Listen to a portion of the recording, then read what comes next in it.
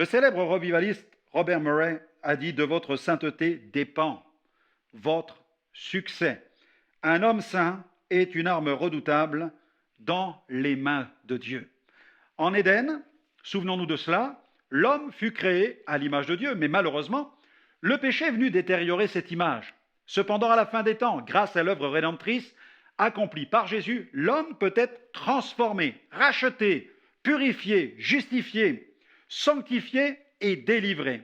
Mais quel est le but ultime de cette œuvre de transformation? Que nous ressemblions à Jésus, que nous devenions des saints, c'est-à-dire des sanctifiés, des hommes et des femmes mis à part pour Dieu. Cependant, trop de chrétiens confondent encore trop souvent le légalisme avec la sainteté. La vraie sainteté ne consiste pas à mettre en pratique une somme incalculable de règles et de préceptes. Poursuivre la vraie sainteté, c'est tout simplement chercher à ressembler jour après jour au Seigneur Jésus. L'apôtre Jean a écrit ceci, il a affirmé celui qui déclare demeurer en lui, c'est dans 1 Jean chapitre 2 verset 6, celui qui déclare demeurer en lui doit aussi marcher comme lui, le Seigneur, a marché. Grâce à l'œuvre de régénération accomplie par la parole de Dieu, le Saint-Esprit peut nous transformer à la ressemblance de Jésus. C'est pourquoi les rachetés déclarent volontiers avec un cœur reconnaissant, ils déclarent cette louange que l'on trouve dans l'Apocalypse au chapitre 1er versets 5 à 6, à celui qui nous aime, qui nous a délivrés de nos péchés par son sang et qui a fait de nous un royaume, des sacrificateurs pour Dieu le Père, pour Dieu son Père. À lui soit la gloire et la puissance au siècle des siècles.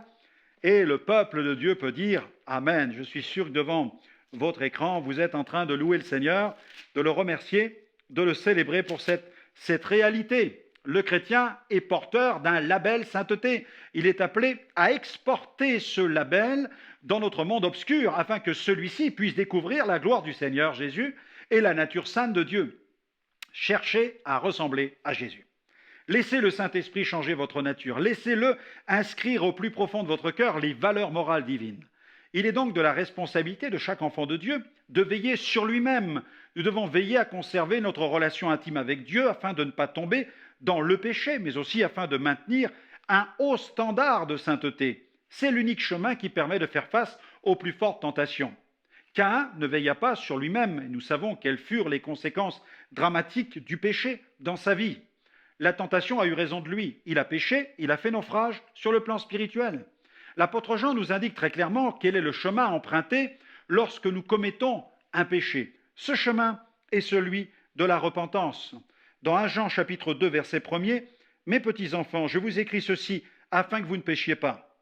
Et si quelqu'un a péché, nous avons un avocat auprès du Père, Jésus-Christ, le juste. » Quand un chrétien se rend coupable de péché, l'unique chemin qu'il doit emprunter est celui de cette repentance. Dans 1 Jean 1,9, l'apôtre écrit aussi « Si nous confessons nos péchés, il est fidèle et juste pour nous les pardonner et nous purifier de toute iniquité. » La repentance est le seul chemin qui permet à un enfant de Dieu de relever la tête après avoir péché. Perdre une bataille contre le péché ne signifie nullement avoir perdu la guerre contre lui. Il ne faut jamais baisser les bras et ne pas hésiter à reprendre le combat en optant pour des mesures draconiennes contre lui, contre ce péché. Dans le livre des Proverbes, au chapitre 24, verset 16, il est écrit « Car 7 fois le juste tombe, et il se relève. Mais les méchants sont précipités dans le malheur. » Il faut couper avec le péché, car c'est un dangereux ennemi. Il m'est arrivé de prêcher l'Évangile plusieurs fois au Pakistan, dans les villes de Lahore, Faisalabad, Gujranwala, et au cours de l'une de ces missions, j'ai vécu une expérience étonnante en rapport avec la puissance des mauvais esprits. Le pasteur en charge de la coordination de cet événement était assisté d'un jeune missionnaire venu d'Europe du Nord. Il m'a informé que le jeune homme nous accompagnerait dans nos déplacements, ceci afin de mieux comprendre en quoi consiste le travail d'un évangéliste. Cependant, au cours d'une conversation, le coordinateur m'a confié qu'il avait quelques doutes quant à l'intégrité morale de ce jeune serviteur. Se faisait-il des idées? Eh bien, nous n'allions pas tarder à le savoir. Un soir, à la fin d'une réunion qui avait réuni plusieurs milliers de personnes, nous nous sommes attardés devant l'estrade. Il y avait encore quelques personnes qui étaient là, à terre, tenues par des démons. Elles avaient besoin d'aide, elles avaient besoin de délivrance. Quelques conseillers étaient là, mais un peu dépassés. Alors ils ont fait appel à nous. Nous nous sommes empressés de leur venir en aide. Nous nous sommes approchés d'eux. Avec le pasteur et ce jeune missionnaire, nous avons commencé à prier pour une femme qui se manifestait avec une grande force. Quand soudain, le démon qui l'habitait s'est mis à parler. Le mauvais esprit s'est exprimé en anglais, de façon à ce que tout le monde puisse bien comprendre. Il s'adressa directement au jeune missionnaire, dénonçant devant nous tous ses agissements. En quelques secondes, le mauvais esprit dévoila certains faits touchant à l'immoralité. Il déclara que le jeune homme fréquentait les lieux de débauche de la ville de Lahore, qu'il le connaissait bien. Les démons disaient qu'il le connaissait bien et qu'il était le fidèle client d'une prostituée. Nous avons bien tenté de faire taire ce démon, mais c'était trop tard. En une phrase, le mauvais esprit en avait dit suffisamment. Et à ce moment précis, j'ai vu sous mes yeux le jeune missionnaire tomber à genoux et s'effondrer en larmes. Jamais ce jeune homme ne s'est remis de cette attaque diabolique. L'intégrité faisait cruellement défaut dans sa vie et le malin le savait bien. Cette gifle satanique a marqué la fin de son ministère de missionnaire. Quelques mois plus tard, j'ai même appris que ce jeune homme avait décidé de résider au Pakistan, qu'il avait quitté les voies de Dieu, qu'il fumait des cigares et fréquentait maintenant le milieu des prostituées. Que le Seigneur lui fasse grâce et qu'il le ramène sur le chemin de la repentance. Cette histoire vous a-t-elle choqué? Vous pensez peut-être même qu'elle n'a pas sa place ici, dans une émission chrétienne. Ne nous mentons pas à nous-mêmes et ne pratiquons pas la politique de l'autruche. Mais alors, pourquoi Dieu mentionne-t-il plusieurs des chutes morales dans sa parole? Avez-vous lu ce que la Bible dit au sujet de la vie sulfureuse de Samson qui fréquentait les prostituées? Avez-vous lu aussi peut-être le récit de la chute de David avec la belle et séduisante Bathsheba? Et que penser des excès d'Absalom, de ceux d'Amnon? Paul évoqua même une situation d'inceste dans l'assemblée de Corinthe. Cessons de nous voiler la face. Le péché doit être dénoncé, c'est une puissance de mort. Je le compare souvent à un désert, le désert du péché. D'ailleurs, regardez ce que déclare dans la parole de Dieu, ce que la Bible dit au sujet de celui qui marche dans le désert. Il y a un passage, moi, qui m'a toujours interpellé, qui se trouve dans Jérémie, chapitre 17, versets 5 à 8. « Ainsi parle l'Éternel, maudit soit l'homme qui se confie dans l'homme, qui prend la chair pour son appui et qui détourne son cœur de l'Éternel. Il est, regardez ce que dit le texte, comme un misérable dans le désert. Il ne voit point arriver le bonheur. Il habite les lieux brûlés du désert, une terre salée et sans habitants. » Verset 7. « Béni soit l'homme qui se confie dans l'Éternel et dont l'Éternel est l'espérance. Il est comme un arbre planté près des eaux et qui étend ses racines vers le courant. Il n'aperçoit point la chaleur quand elle vient. Son feuillage reste vert. Dans l'année de la sécheresse, il n'a point de crainte. Il ne cesse de porter du fruit. » Amen, amen.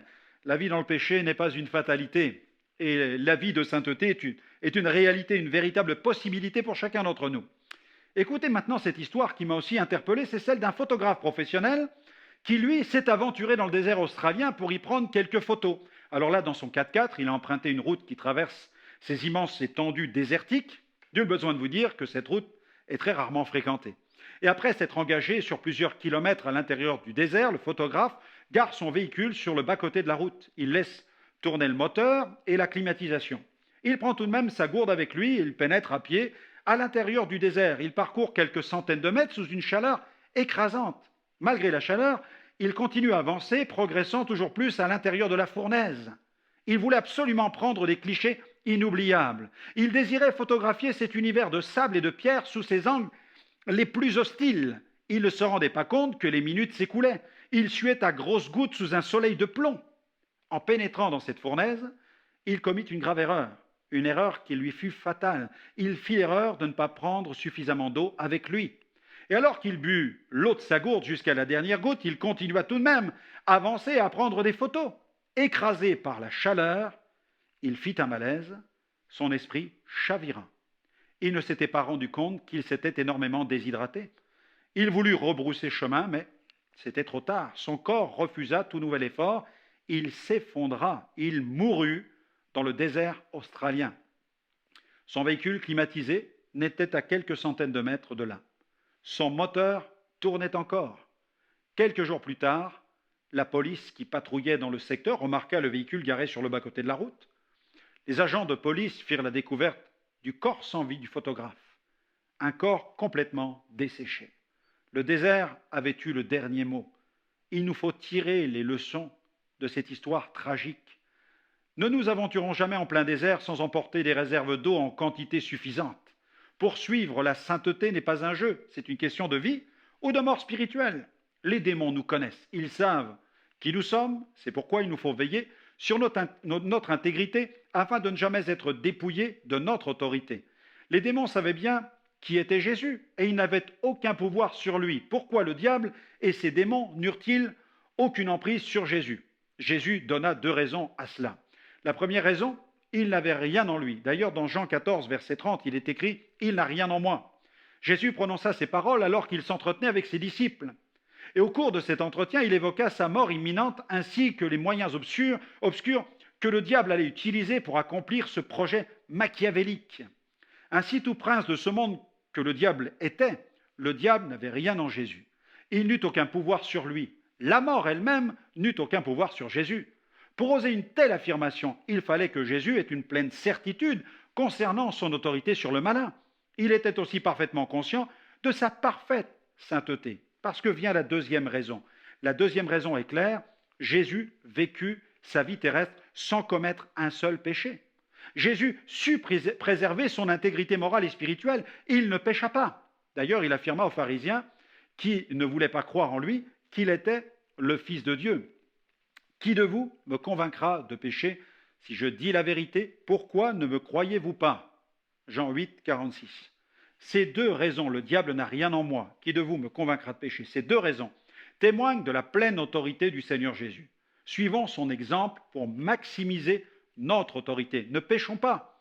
Ainsi, nous ne donnerons aucun accès au diable dans notre vie. Quelqu'un a dit, le péché, c'est tout ce qui vous empêche d'être ce que Dieu veut que vous soyez pleinement. Quelle vérité! Alors ne donnons aucun accès au diable. Paul nous adresse cet ordre dans Éphésiens 4, 27. Ne donnez pas accès au diable. Fermons-lui la porte.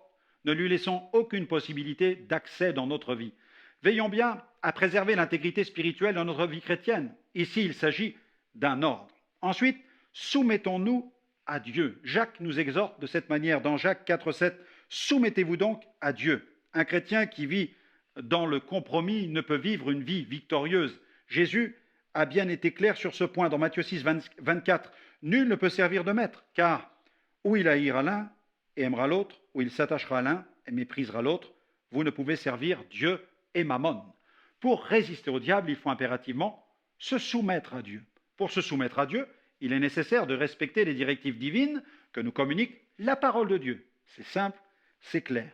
Résistons maintenant au diable. C'est un autre point, résistons au diable. Jacques nous adresse ce second conseil dans Jacques 4, 7. Résistez au diable et il fuira loin de vous. Mais comment résister au diable de façon concrète? Pour lui résister, il nous faut résister aux diverses convoitises.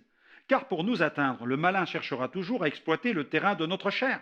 Il cherchera à nous amorcer au moyen de tentations et convoitises en tout genre. Ensuite, approchons-nous de Dieu. Jacques nous adresse un troisième conseil. Jacques 4, verset 8. Approchez-vous de Dieu et il s'approchera de vous.